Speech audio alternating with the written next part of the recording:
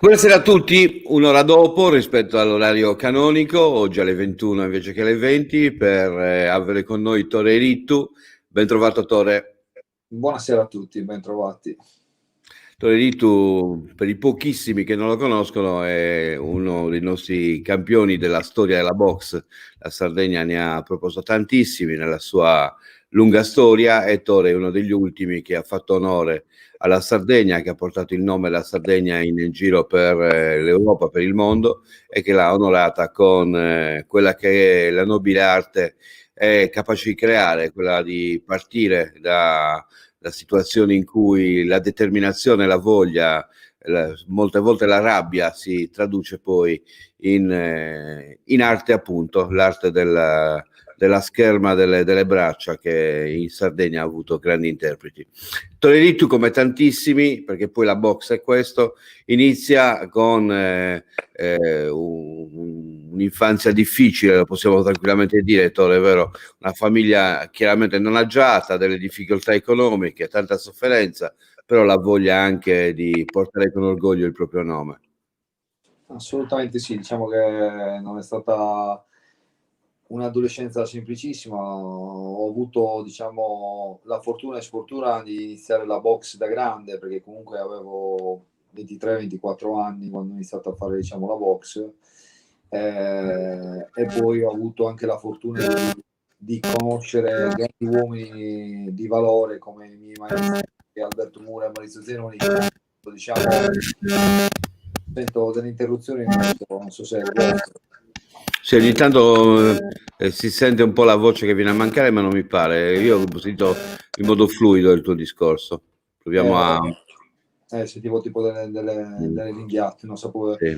E comunque per me, diciamo, la box è stata, diciamo, una sorta proprio di rivalsa. Sono riuscito a trovare, diciamo, le mie sicurezze, le mie certezze, ho affrontato tutte le mie paure. Ogni qualvolta salivo sul ring fino al mio ultimo match, comunque ho fatto più di 100 incontri tra una cosa e l'altra. Ogni volta che salivo sul ring dovevo battere me stesso. Questo, diciamo, modo qua mi ha dato, questo mondo di affrontare le cose, mi ha dato una consapevolezza di poter affrontare me stesso e mi ha dato comunque degli strumenti anche per affrontare la vita in maniera diversa, nella gestione della rabbia, nella disciplina, nel rispetto, in tante cose. Questo è per me è stato, diciamo, quello che mi ha permesso di dimenticare determinati magari passaggi che posso aver fatto sbagliati nella mia adolescenza. Tore, hai già accennato, io mi sono divorato la tua storia anche nel film di Amon, veramente intanto complimenti a chi l'ha realizzato e complimenti a te che l'hai interpretato veramente con una spontaneità straordinaria. Sono tanti quei ragazzi che alla fine vivono con questa voglia, con questa determinazione, con questa voglia di affermarsi, con questa rabbia che accumulano e molte volte veramente manca loro probabilmente chi li aiuta a incanalare questa determinazione, perché è una forza che può diventare un'energia positiva se la riesci a gestire nel modo dovuto. Beh, oggi viviamo in una società dove viviamo grandissime problematiche e io mi ritengo fortunato oggi a avere la fortuna di comunque di poter condividere tante storie di vita e di condividere anche la mia esperienza passata che mi dà, diciamo, dei mezzi pratici da mettere a disposizione a dei giovani che vengono in palestra. Purtroppo oggi è difficile ai giovani non tanto trasmettere i valori, ma bensì spiegargli i criteri per usarli, perché viviamo in una società che viaggia troppo veloce e quindi magari tanti giovani vogliono arrivare con la semplicità, senza passare attraverso a certi passaggi che sono obbligatori, che la sofferenza, il sacrificio, l'impegno, la dedizione, la resilienza, sono tutte cose che sono elementi fondamentali per poter affrontare la vita. La box ti dà e a me ha dato questo come grande esempio, cioè ti insegna a lottare. Cioè una delle prime regole che c'è nella box è quello di non mollare mai. E la seconda è quello che non ti devi dimenticare di mollare. Quindi la seconda regola è quella di non mollare. Dimenticati le regole fondamentali. Questo per me fa sì che oggi vedo molti giovani che magari arrivano in palestra e immediatamente vogliono magari bypassare oppure salire immediatamente sul ring, però poi magari ad alcuni che sono quelli magari che hanno un carattere più acceso, li metti lì sul ring, dopo 2 minuti o un minuto e mezzo che sono sul ring scendono, non vogliono più salirci, perché sul ring puoi far tutto, diceva il mio maestro, fuorché mentir, perché lì devi affrontare una persona con delle regole, con una disciplina e che è altrettanto preparata al confronto quanto lo devi essere tu. Senti, Tore, io torno alla tua infanzia. Quando ti è mancato tuo padre? Nel passaggio del film fai cenno a questo, fai cenno al fatto che lo vedevi una volta, 2 volte all'anno. Il padre per antonomasia è sempre la figura di riferimento, soprattutto per un ragazzo, soprattutto per un giovane, soprattutto per chi molte volte si trova anche a dover affrontare la strada, chiamiamola così. Quanto una figura maschile è importante, insomma, per un ragazzo o quanto è stato importante per te il fatto che non ci fosse? Ma diciamo che io fortunatamente ho vissuto due specchi, ho avuto un momento della mia infanzia che il mio padre vero non, diciamo, l'ho conosciuto fondamentalmente da grande per varie problematiche che ci sono state, magari di conflitto tra lui e mia madre.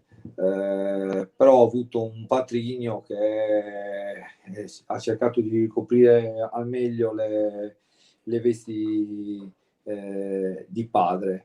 Poi ci sono tutte quelle, diciamo, difficoltà che magari oggettive che ci possono essere dai grandi nuclei familiari che si viene. Mia madre viene da un nucleo familiare di 11 figli, mio patrigno di 10 figli, mio padre di 9. Quindi molto spesso, magari in tempi passati, diciamo che non avevano gli stessi mezzi. Non mi viene difficile toccare questo tasto, ti dico la verità, sono sincero, perché non mi piace giudicare. Cioè io oggi sono un padre e cerco diciamo, di essere per mia figlia quel papà che avrei voluto, diciamo, che ci fosse stato per me, ma io con questo non giudico né mio padre né mio patrigno, semplicemente nella mia visione della mia vita tutto ciò che faccio cerco di farlo al meglio. Quindi allora da genitore cerco di essere un esempio a 360 gradi per mia figlia. Questo per me è un aspetto importante. Allora, per poter fare il genitore, ecco, è arrivata mia figlia adesso. Oh. Sto facendo un'intervista in diretta. Ah, ok. Fatti vedere. Saluta. Ciao. Ciao. Ecco, tua figlia che è stata proprio la chiave di volta della tua vita. Sì, diciamo che lei è stata la chiave di volta, hai detto bene che è stata la chiave di volta, per quale Bellissimo. motivo? Perché è stata la chiave di volta. Ok, è stata la chiave di volta perché mi ha dato il senso di responsabilità, cioè fin dalla sua nascita, poi anche durante i primi anni della sua, diciamo, sulla sua infanzia, diciamo, non sono stato un padre perfetto e presente, però con il tempo ho cercato, perché anch'io ho commesso degli errori da genitore e ne commetto ancora oggi, però cosa faccio io? Cerco di evitare e lavoro diciamo, sulle mie ferite, su magari quello che per me è stato sofferente e cerco di evitarlo a lei questo e mi metto in discussione anche come genitore nella crescita, quindi ho fatto anche dei percorsi interpersonali per avere anche i mezzi per migliorarmi come padre, ma come uomo prima che padre. Quindi per me il padre non è la persona che si fa un figlio, ma è la persona che decide di far crescere un bambino, un adolescente, un piccolo batuffolo e dargli dei veri valori cercando proprio di metterli in campo a 360 gradi, che è una cosa difficile, compreso anche per me oggi, perché non sempre tutto questo riusciamo a farlo, perché molto spesso veniamo, diciamo, perturbati dalle difficoltà che ci pone la vita davanti, magari che possono essere tante a 360 gradi.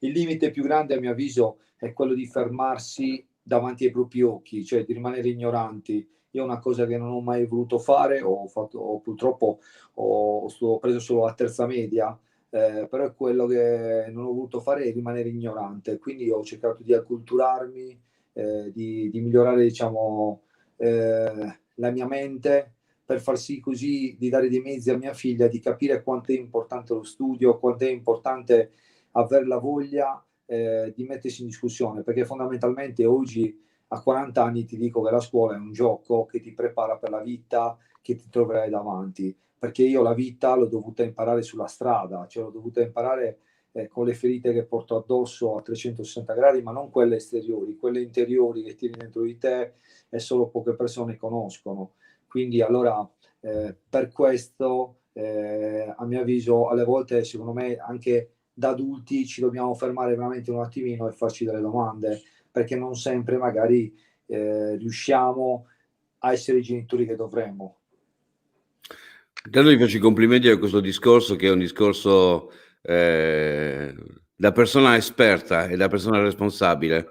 Hai detto, io insegno, così mi conosci meglio, faccio l'insegnante di scuola primaria e ti dico che la cultura, cioè, o meglio, il genitore giusto non è necessariamente il genitore colto, anzi, devo dire che molte volte quelli che si pongono i problemi sui loro limiti sono i migliori, perché sono quelli che si mettono sempre in discussione e piano piano crescono con i propri figli, perché noi tutti abbiamo da imparare, non c'è nessuno che ha il dono dell'essere genitore e dice, ah, bah, io sono un genitore, sono sicuro di quel che faccio. Nessuno di noi può dire una cosa di questo tipo, per quanto possa studiare. Detto questo, ritorniamo alla tua vita e ritorniamo a dei luoghi. Quanto è stato importante Balai per te, prima e dopo, da ragazzino e poi? Beh, Balai per me è stato importantissimo, perché ho imparato anche lì, ho fatto, diciamo, la mia prima scoperta della mia forza. Diciamo che comunque il primo litigio vero con un uomo più grande l'ho avuto lì, fondamentalmente, me lo ricordo molto bene.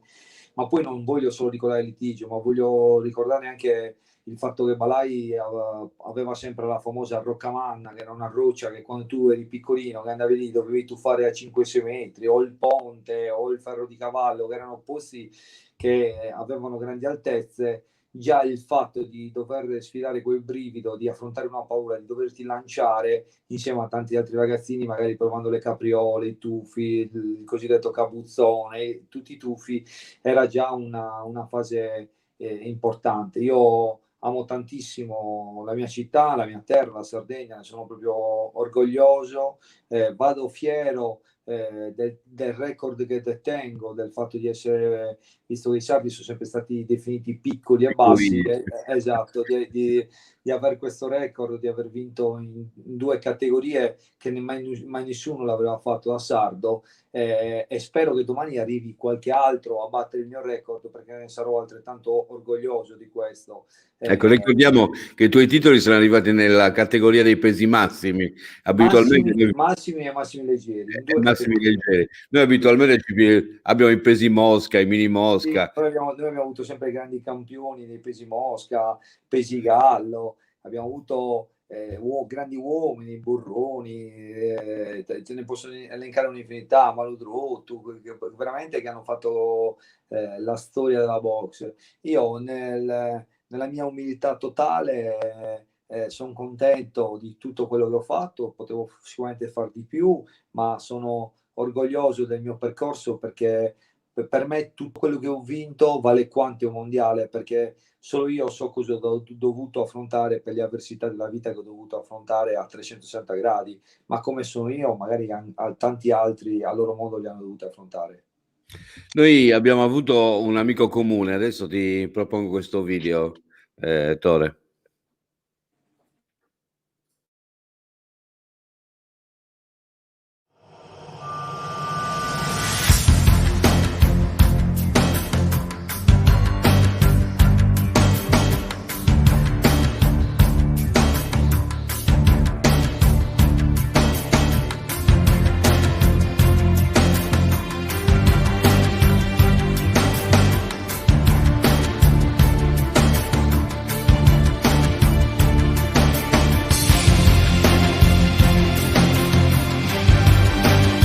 20 anni di fatica, di lavoro, ma fatto sempre con entusiasmo.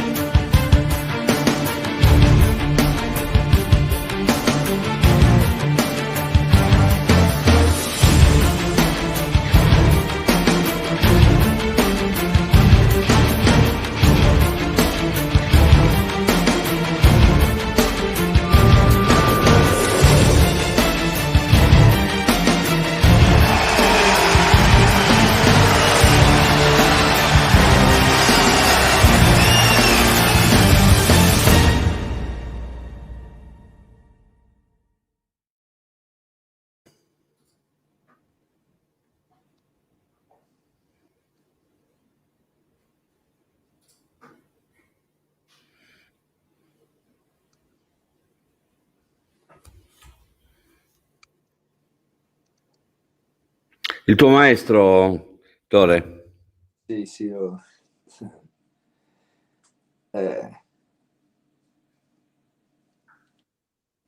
un po' adesso mi hai preso un po' In contropiede. Esatto, Ho conosciuto Alberto quando ancora probabilmente non aveva ancora organizzato le grandi palestre, era ancora un ispettore di polizia ed era uno sportivo a tutto tondo, perché io, sai, vengo dal calcio. Capitai a Porto Torres e lui da ispettore di polizia mi fermò per raccontarmi del fatto che seguiva il modo in cui lavoravo. Stavo lavorando peraltro in quel momento per una cosa del tutto diversa e mi diede tutto il supporto necessario a fare in modo che io potessi fare il mio lavoro in quel caso, il mio servizio nel migliore dei modi. E da allora non ci siamo più, eravamo in contatto, cioè lui organizzava qualcosa, stava iniziando, sto parlando dei primi anni 2000, quindi stava veramente iniziando con la sua attività, la palestra ancora piccolina, era quasi una passione, un'idea quella che aveva, e poi guarda un po' che cosa ha combinato. È uno degli sportivi che è più ricordato, ed è ricordato perché riusciva a essere veramente uno sportivo a tutto a tondo. Per te è stato un maestro, probabilmente qualcosa anche di più.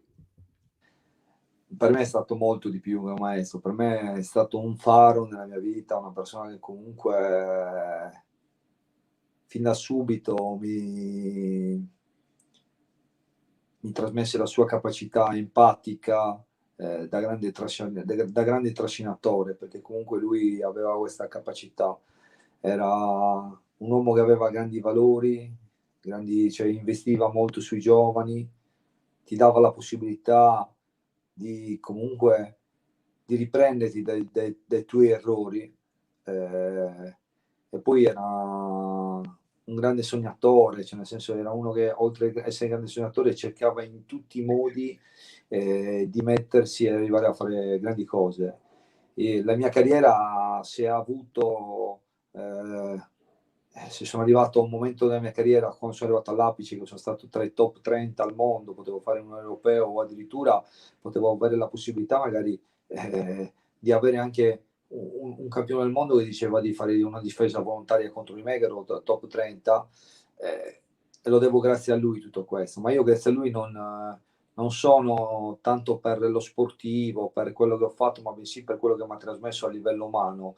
E oggi nel mio piccolo, nella mia idea e visione di sport, perché per me lo sport è vita a 360 gradi, come cerco di interpretarlo, prendo tanto spunto e insegnamento un po' da quello che è stato il suo, diciamo, di passaggio in questa breve vita che ha avuto, perché comunque è morto molto giovane, è stata una mancanza per tanti. Per me è stato un grande insegnamento. Se posso ricordare un momento particolare, nel 2010, quando io ho avuto grossi problemi di aritmie cardiache, ed ero in ospedale a Milano, che comunque avevo già fatto 4 ablazioni per la fibrillazione atriale, per un'aritmia che si chiamava slow fast, due tipologie di aritmia. Lui scopriva in quel periodo di avere un brutto melanoma. Lui, nonostante tutto, sorrideva e cercava di trasmettermi la sua tranquillità. La mia sofferenza più grande che mi porto, sicuramente me la porto nel 2011, quando ho conosciuto la mia prima sconfitta, quando sono andato sul ring in un momento particolare della mia vita, che non ero in grado di andare sul ring, né fisicamente né mentalmente, però talmente era la sua forza, la sua capacità di trasmettermi, la capacità di poter scalare anche l'Everest, che mi fece trasportare da questo suo entusiasmo. Ho conosciuto, diciamo, la mia prima sconfitta lì, ma la mia sconfitta è stata quella di vederlo piangere, quella di non dargli la possibilità di godere di quel successo in un momento particolare della sua vita. Purtroppo poi per me sono iniziati 3 anni di un incubo vero e proprio, con varie vicissitudini personali. Alberto è morto, se n'è andato, però sono rimasto sempre con quel tarlo fisso di voler regalare a lui quel famoso titolo che gli avevo promesso, che gli regalavo. E incomincio un percorso con un'altra persona comunque importantissima nella carriera, che è il maestro Zenoni, che dal 2007 insieme a Alberto collaboravano nella mia crescita professionistica. Prima facevo Traspola tra la Parma, diciamo, e Porro Torres, e anche lui si è ammalato di un tumore ed è morto nel 2017. Quindi io nella mia vita ho avuto la possibilità di conoscere grandi uomini che non hanno vissuto quanto meritavano di vivere. Questo per me è stato un grande insegnamento. Quindi non voglio vivere la mia vita di cose, ma voglio vivere la mia vita di emozioni allo stato puro. Quindi quando intraprendo un percorso sportivo, per me è vivere delle emozioni, ma non che sia quello di portare per forza un pugile a vincere il titolo mondiale. Per me l'emozione più grande è prendere una persona e regalargli la consapevolezza, l'autostima, la resilienza, cioè dargli questo come bagaglio della vita. Poi tutto il resto diventa una conseguenza. Io oggi ti dico, dentro di me ho ancora il fuoco dentro, cioè nel senso, a 40 anni, l'altro ieri ho fatto il 29, ho fatto proprio 40 anni e ho festeggiato il mio compleanno in una palestra. Dopo 16 mesi mi sono messo i guantoni, mi sono messo a fare lo sparring con un ragazzo 22 anni più giovane di me, che voleva menarmi, giustamente, perché comunque vuole emergere in quell'età e quant'altro. Per me è stato emozionante, però mi ha anche riportato al 1° giugno 2019, quando Gabriele Cossu è rimasto in coma, cioè, ho vissuto veramente delle esperienze nella mia carriera sportiva, pugilistica, che mi hanno dato una forza per poter affrontare la vita che sicuramente qualunque scuola e qualunque università non mi avrebbe potuto dare.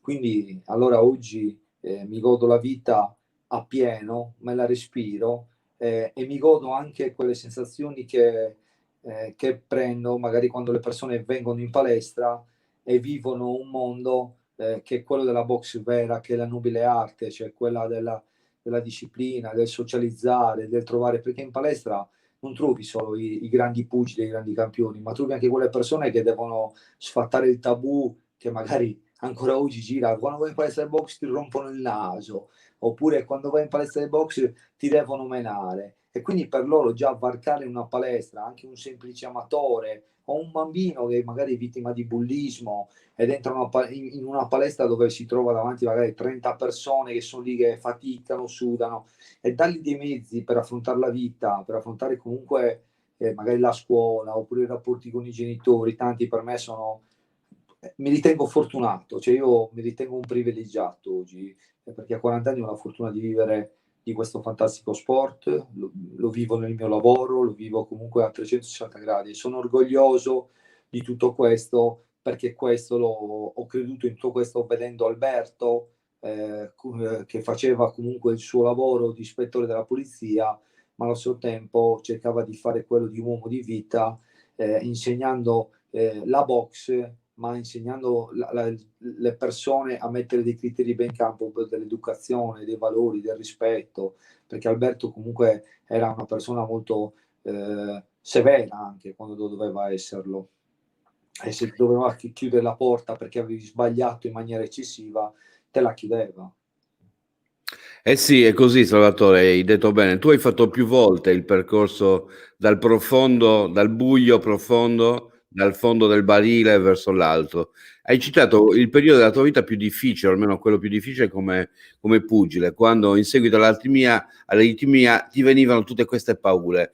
La cosa che ho notato è che è stato quasi contemporanea alla malattia di Alberto. Pensi che ci possa essere anche forse una empatia tale che percepivi qualcosa che stava succedendo senza capire cosa? Guarda, io ti posso dire una cosa, ti racconto alcuni aneddoti. Io da qualche anno ho scoperto il termine fisica quantistica, perché io non conoscevo il termine della fisica quantistica e l'energia. Non mi voglio neanche addentrare troppo perché è un termine troppo complesso. Però ti posso dare alcuni numeri per farti capire. Io il 1° giugno 2009 festeggiavo il titolo d'Italia dei massimi leggeri, dei pesi massimi leggeri. Ero il primo pugile dopo 30 anni a riportare una corona a Pro Torres nella mia città. Ero il terzo che riuscivo in questa grande impresa a diventare e il primo sardo che diventavo campione d'Italia nei massimi leggeri. Nel 2017, e ti dico, aspetta che mi collego sempre al 1° giugno 2009, festeggiavo comunque quella vittoria col papà di Gabriele, che all'epoca Gabriele non faceva neanche il pugile, cioè Gabriele faceva il calciatore, e mi portarono a Pro Torres in giro sulla macchina del papà di Gabriele, sulla macchina di Pino, su un pick-up aperto, tipo il Papa festeggiando.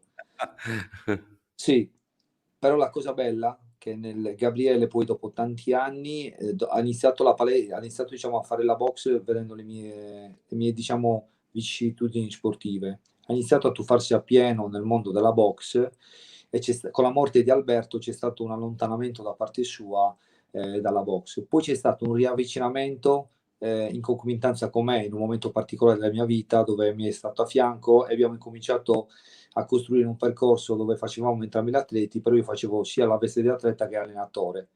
E nel 2017 Gabriele è diventato campione d'Italia dei pesi gallo elite, anche un risultato suo storico dopo circa 30 anni, anche lui. Però la cosa ora peggiore di tutte queste è che il 1° giugno 2019, 10 anni dopo, Gabriele ha avuto un episodio che sicuramente ha segnato la sua carriera. La mia idea era quella di farlo diventare il prossimo campione d'Italia. Purtroppo ha avuto un'emorragia cerebrale durante l'incontro e questo è, diciamo, per dirti, io credo che le cose non accadono per caso, le cose accadono perché dobbiamo saperle cogliere, cogliere l'insegnamento e renderlo forza. Purtroppo non sempre l'insegnamento ci dà la possibilità di apprenderlo perché magari non ne abbiamo neanche il tempo, però se abbiamo il tempo è giusto che dobbiamo apprendere quello che la vita ci insegna. E dobbiamo saper reagire al momento opportuno, nel modo dovuto, perché poi questo è fondamentale, quello di imparare a capire come rimetterci in piedi. E tu questa cosa ce l'avevi già come patrimonio. Sì, assolutamente sì, perché comunque poi dopo io ho avuto la forza e la capacità dopo diciamo nel 2015 di tornare campione d'Italia, nel 2017, nel 2018, nel 2019 e chiudere la mia carriera battendo il mio spauracchio, quello che nel 2014 mi mise KO dopo 27 secondi. Quindi per me veramente che ho dovuto affrontare tante difficoltà nella mia carriera sportiva è stato diciamo una grande cosa questa. Oggi ti dico, il fuoco dentro ce l'ho, però ho anche la consapevolezza che per tutto c'è un tempo. Però ti dico che a 40 anni mi voglio togliere ancora qualche soddisfazione, ho voglia tenere quello che mi tiene in vita, il mio modo di mettermi sempre, diciamo, in discussione su tutto quello che faccio, e qualunque sfida mi porrà la vita l'accetterò, perché comunque sono uno che ho sempre viaggiato di istinto, di empatia, e questo continuerò a fare fino a quando respirerò, perché comunque la vita è fatta per essere vissuta, non per stare seduto in un angolo a guardarla. Io non ho mai da piccolo sopportato di dover fare lo spettatore, ma ho sempre voluto essere attore e protagonista in qualunque cosa facessi, quando ne avevo la possibilità. E allora oggi decido a 40 anni, con una consapevolezza diversa, di voler vivere ancora la mia vita in questa maniera qua, e di trasmettere comunque a tutte quelle persone che magari hanno delle grandi valori interiori ma non riescono a esternarli, perché magari per varie situazioni, traumi e quant'altro rimangono come un blocco, però se riesci a sbloccarti ti cambia veramente la prospettiva della vita. Tore, uso un brano della tua vita, quasi fosse lo spot o un trailer di un grande film, perché effettivamente quando ho trovato quel pezzettino l'ho preso, l'ho esportato, l'ho messo insieme e non c'è grande differenza tra i film di Rocky e quello che tu nella vita hai veramente vissuto, non ne fa parte di un copione, perché se lo riguardi adesso con quegli occhi ti rendi conto che tu dici delle cose che abitualmente scrive un regista per farle dire in un film. Vediamolo. La mia capacità di volerle le cose, di inseguirle, di cercare di andare a prendermele, forse è una mia dote, non mi fa mollare. Quindi decido di rimettermi sotto, di riprovarci. Il maestro Zenoni è una brillante idea, mi dicono c'è il titolo d'Italia dei pesi massimi vacante, visto che perché non provi, magari adesso così non soffri più col peso.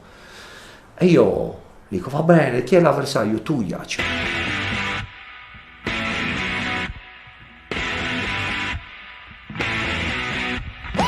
Salvatore Rittu dovrà tirare la cintura al triestino Fabio Tujak, classe 80, alto 188 cm, 27 vittorie e 3 sconfitte in carriera, 15 successi prima del limite. Questo Tujak incomincia su Facebook, su tutti i social, chiamava Swarovski, cioè mascella di cristallo, mi prendeva in giro, mi vessava e mi riporta indietro di tanti anni quando ero ragazzino. Con molte abilità anche a livello mediatico sui social network, soprattutto Fabio Tujak, che è un personaggio stravagante in questa attesa di questo grande combattimento. Salvatore Rittu è stato al gioco, gli ha risposto per le rime. Speriamo che diano un seguito alle parole con i fatti e ci facciano sentire un bel campionato italiano. Mi trovo finalmente Tujak davanti al mio viso, lo guardo negli occhi e dico ti farò mangiare tutte quelle parole di merda che hai detto, adesso vediamo chi ha le palle, io o tu. Destro, sinistro, destro, tre colpi in serie per Rittu, destro che ancora mette a segno è un Rittu molto sicuro dei suoi mezzi, il destro ancora, l'ha sentito, calcio destro, ancora 3 volte avversario Rittu, Tujak lo sfida. Ancora bella azione, montantisi nel segmento destro di Rittu. Ancora il destro, però vedi che non lascia, ha perso il paradenti. Ha perso il paradenti Tujak, sì. Si avvicina. Anticipa Rittu. L'ha sentito Tujak.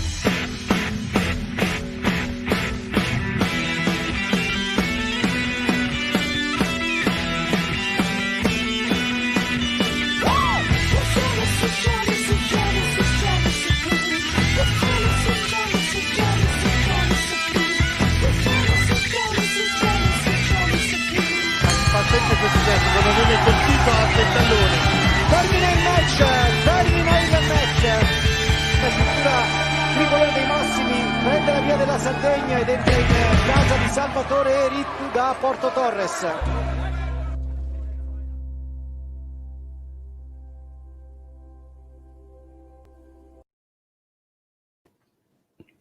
Lui ha fatto Ivan Drago che ti provocava.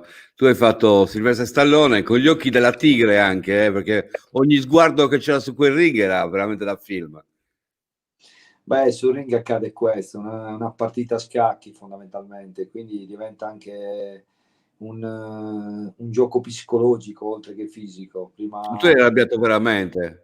assolutamente sì, il giorno prima del peso, c'è la cerimonia del peso ufficiale, quando abbiamo fatto il face to face al peso, l'ho guardato in faccia e gli ho detto che gli avrei fatto rimangiare tutto quello che ha detto. Ho detto, vediamo se ha le palle così grandi come ce le avevi sui social. E lui lì è sbiancato, comunque era un personaggio Tuiac che poi ancora oggi continua a esserlo a 360 gradi in vari termini che a me non piacciono, però ha preso una lezione come giusto che sia, perché io penso che comunque in tutti i grandi sport ci sia il momento dello show, il momento diciamo, dello sbeffeggiare, il momento diciamo, dello show cosiddetto americano, tra virgolette, però ci deve essere anche la consapevolezza di potersi permettere di fare quel tipo di show. Se lo fai che sei fondamentalmente un briciole, poi dopo rischi veramente di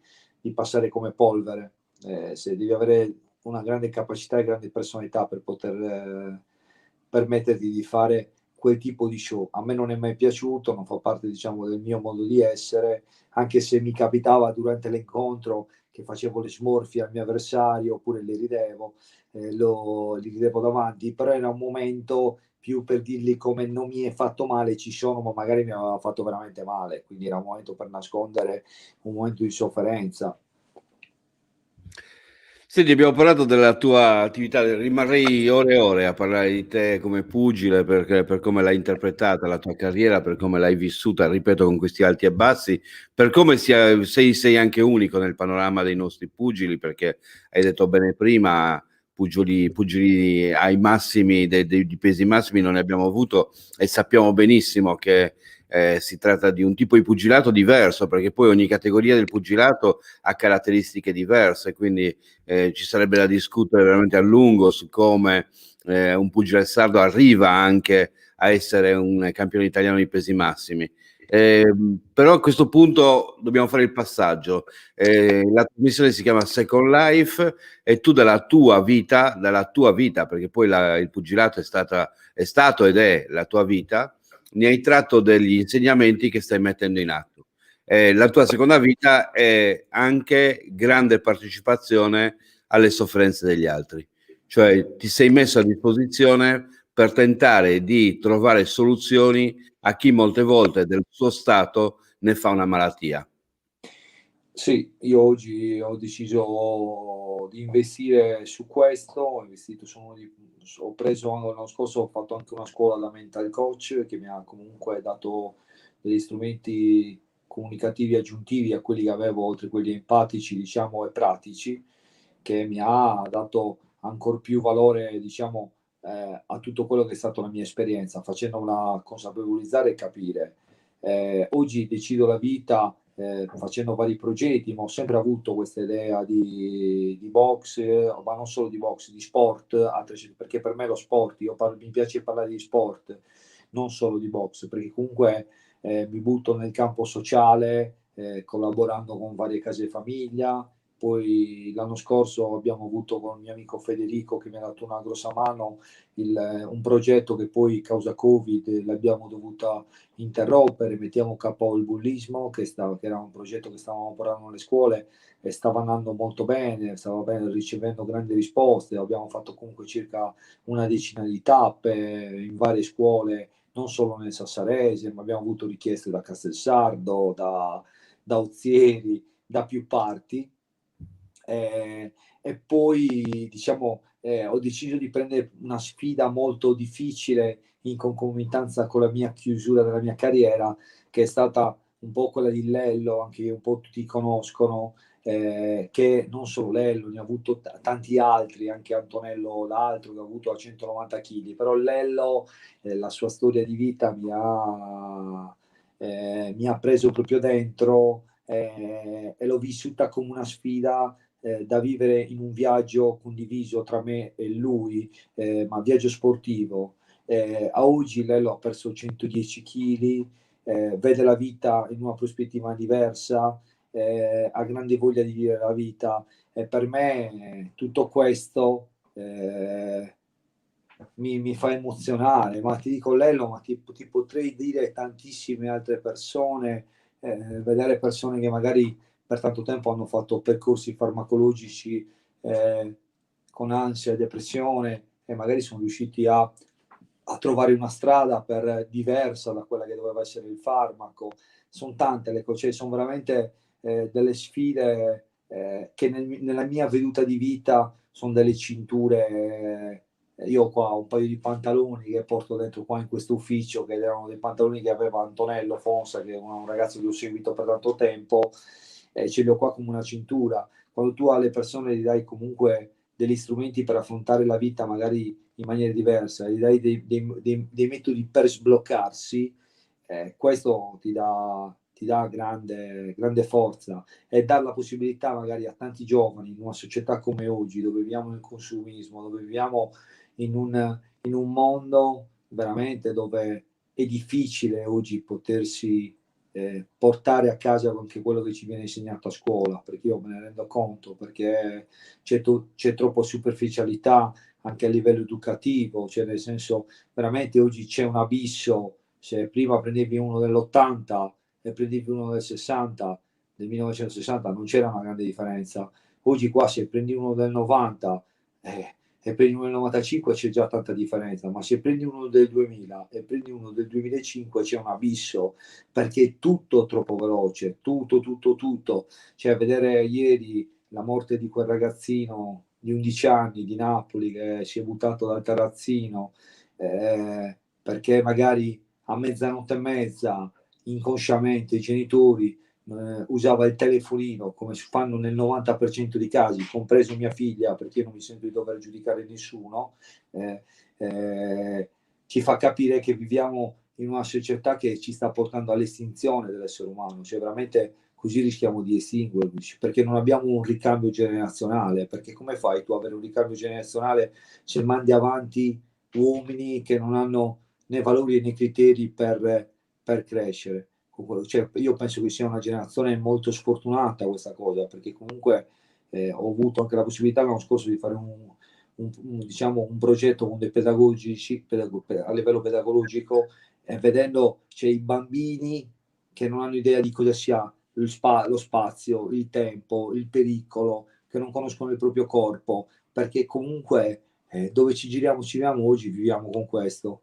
Cioè, e questa è un'arma a doppio taglio, è un'arma che ti può salvare la vita, ma è anche un'arma che se ci toglie la socializzazione, la crescita, il fatto comunque di scoprire la vita, perché la vita va scoperta, siamo convinti di scoprirla dietro solo un telefonino, diventa veramente difficile. Quindi oggi decido di vivere la mia vita cercando di rendermi utile per questa società, ma non di sentirmi un salvatore della patria, semplicemente di fare quello che mi piace. Oggi ho la fortuna di vivere facendo quello che mi piace. Hai parlato dei tuoi interventi, hai parlato di questo ragazzo di Lello che pesava 190 kg, ecco. No, Lello pesava 243 kg esattamente. 143 lui 243 kg, e l'altro ieri ha pesato per l'esattezza 133 kg e 800 grammi. Quindi parliamo di 110 kg persi in un anno e un mese circa. Ecco, tu segui questi ragazzi, segui anche altri ragazzi, nella tua palestra arrivano anche ragazzi che arrivano in Sardegna come immigrati molto spesso, dai loro anche la capacità di canalizzare a fondo quelle che sono le loro energie. Questo impegno io veramente faccio fatica a trovarlo. Un paio di settimane fa abbiamo trovato Michael Ragazzi, ex portiere di calcio, ma nel pugilato effettivamente trovare una persona che ha capovolto la sua vita, tu l'hai letteralmente capovolta, sei passato dall'essere quel ragazzino che dicevi prima, un ragazzino tra virgolette a rischio li chiamiamo, a una persona che invece combatte anche forme di difficoltà che vanno al di là anche delle competenze di una persona normale, insomma, ecco. Sì, ho avuto, diciamo, la capacità, la forza e ho capito che dalle sofferenze possiamo costruire le nostre più grandi vittorie. Cioè io, a mio avviso, se non avessi fatto tutto il percorso e tutti gli errori che ho fatto, forse non sarei stato l'uomo che sono oggi, perché per me sono stato un grande insegnamento. Ho vissuto nel bianco e nel nero a 360 gradi e non me ne vergogno, perché comunque ho trovato persone anche nel mondo nero con grandi valori, grande rispetto, che non spetta a me giudicare la vita degli Con altri. delle regole per quanto possono essere, cioè nell'ambito poi dell'appartenenza al nero, tra i neri molte volte, tra virgolette, c'erano anche quelle regole e quella solidarietà, tra virgolette, che molte volte non Assolutamente sì, è proprio così, cioè nel senso è detto bene. Quindi viviamo in un mondo dove esiste il forte, esiste il debole, esiste il bianco, esiste il nero. Io diciamo che ho deciso di mettermi da una parte, non voglio dire dei più deboli, perché non mi piace neanche identificare, ma ho deciso di vivere la vita dalla parte di quelle persone che magari vogliono, hanno bisogno di un supporto non solo economico, ma morale. Quindi per me mi riempiono la vita, cioè sapere che posso aiutare una persona mi fa star bene, cioè io l'ho sempre vissuta così, capisci? E me ne rendo conto nella mia crescita, perché sono botte di gioia che sono immense, mi tengono vivo, mi tengono. Eh sì, Tore, è proprio così. Senti, ora tu vivi un po' anche la giornata, a seconda di quel che ti capita un po' nella palestra.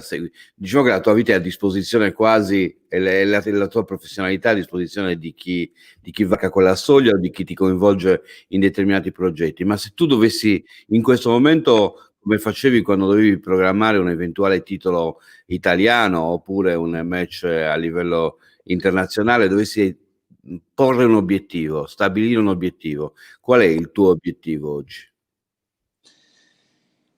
Allora, il mio obiettivo adesso ho messo qua davanti una grande sfida, che è quello di condividere un progetto che doveva partire il 16 di settembre, che purtroppo è dovuto slittare a causa del discorso Covid, perché non ci siamo sentiti insieme a tutto lo staff, perché comunque c'era una grande squadra dietro, di affrontare questo viaggio, che era un viaggio, diciamo, che aveva 4 partecipanti, 4 storie di vita diverse, che ricopriva tante cose, perché c'erano posti da vedere, da visitare, da scegliere, condivisione di amicizia.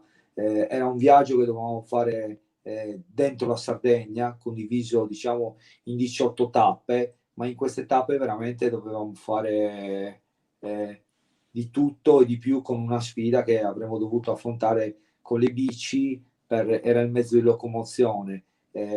Poi avremmo dovuto affrontare tutta una serie diciamo, di difficoltà e sfide su sfide, come dovevamo fare arrampicata, avremmo dovuto fare surf, e in tutto questo eravamo in 4, tra cui c'era anche Lello, che l'ho voluto come compagno di viaggio, ma perché penso che lui Ma tu eri il aveva capobanda in questo caso? Tu eri la guida? lui diciamo che Lello sarebbe stato il personaggio principale, perché comunque gli altri 3 fondamentalmente eravamo 3 atleti. Ah, ecco. 3 atleti da 3 sport completamente diversi. Uno era Giovanni uno che poi non è che non lo facciamo, l'abbiamo semplicemente L'ho rinviato. l'abbiamo posticipato a maggio, perché comunque organizzare è molto complesso, perché avevamo deciso di avere anche una troupe dietro di noi che riprendeva questi momenti, queste scelte che poi dopodiché sai, se 4 Un persone reality, insomma. Una Sì, sorta di reality. una sorta di reality, perché eravamo 4 persone, ma non sai se sei 4 persone compatibili, quindi dovevi viverti. Uno veniva dall'MMA, che è Giovanni Mulas, Alessandro Cheddu da grandi sfide, grande ciclista, sfide impensabili. Io che venivo dalla boxe e Lello che veniva da una condizione dove era a 25 anni che non faceva niente, aveva un'obesità di terzo grado. Quindi l'elemento fondamentale, l'elemento di forza era lui, l'elemento proprio che dava la possibilità a far capire a tante persone che se veramente vogliamo le cose le possiamo fare. Bisogna avere la forza di sacrificarsi, di farlo e di mettersi in discussione. Però il fatto di avere un viaggio dove c'era la condivisione, l'amicizia, la scoperta, la socializzazione, la scoperta della Sardegna, di tutto ciò che offre e quant'altro, per me era un qualcosa di emozionante e allettante, tant'è che avevo deciso per 18 giorni di dedicarmi a me stesso, perché fondamentalmente avremmo dovuto pedalare per circa 80-90 km al giorno, comunque non era una passeggiata, passeggiare, pedalare dalle 5 alle 7 ore al giorno e più dopo fare attività parallele.